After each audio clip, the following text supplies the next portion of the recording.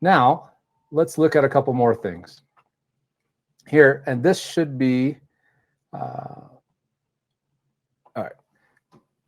So watch how he takes his setup.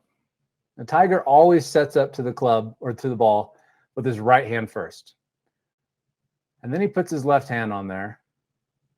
And watch his left arm. I'm going to play this through at speed first. Did you catch that? One more time right there. Did you catch it? What'd you guys notice? Anybody catch anything? I'll look in the comments real quick. All right, did you catch it that time? Left elbow twitch.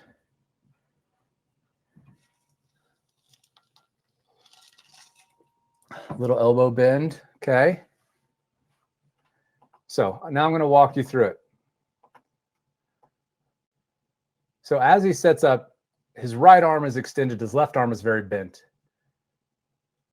Now, right here, he's going to make another little adjustment. Look at how much the left arm bends there as he kind of regrips, but his right arm is still extended. Never is he letting that right arm bend. Now he's going to make a bigger move in just a moment. So he's still working on getting his fingers on the club to feel comfortable with that right hand. Right arm still very straight, extended.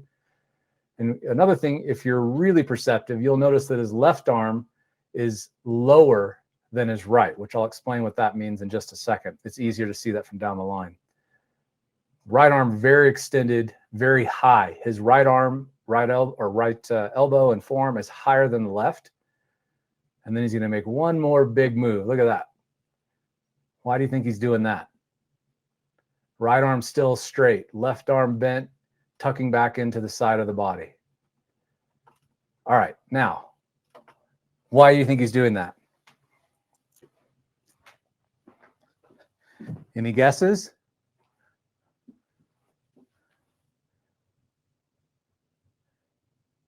No guesses? Nobody knows why he's doing that?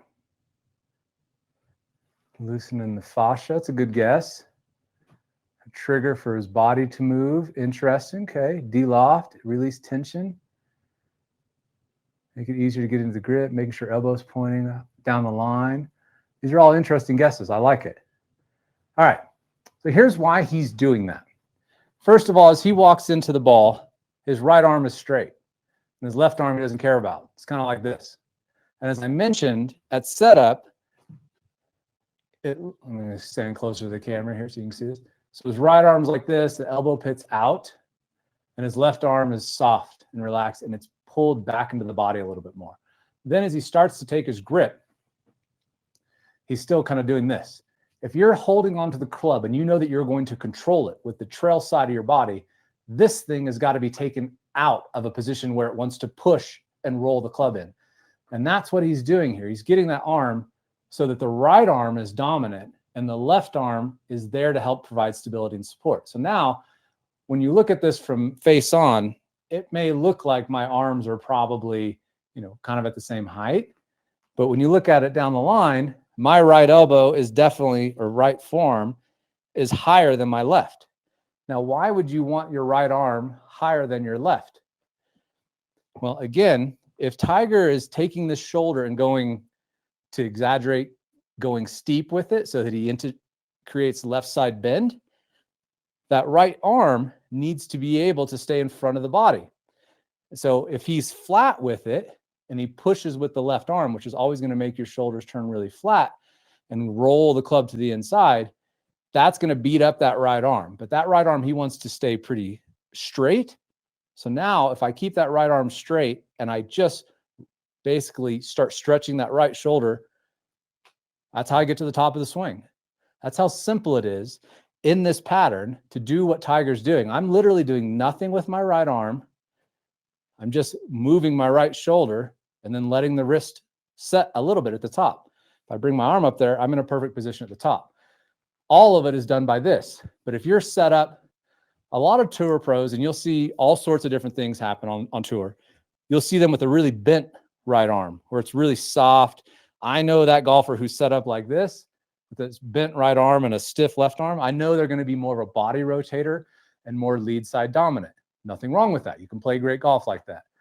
But you'll never swing like the GOAT and truly have really effortless power in the simplest way possible, then like this. This is the simplest way to load all of the body, all of the muscles. So just by pulling the shoulder back and keeping this foot anchored in, again, you'll never see Tiger do this in the backswing, which we see all the time.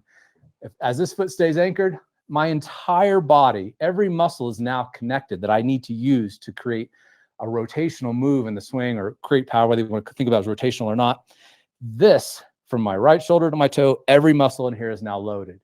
And all I had to do with my right arm is just keep it straight and let it get moved by the right shoulder. And then on the way down, right shoulder moving everything down. And now, by doing this, I can control the loft on the club face with that right arm, but I'm not using my right arm per se.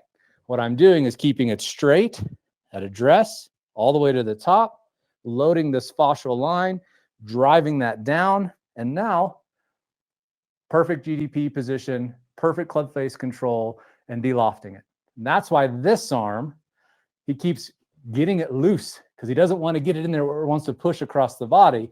He's getting this arm. This arm is straight. I'm literally engaging the tricep muscle to keep this arm straight and then bringing my lead arm on there to help with assisting that. Does that make sense so far?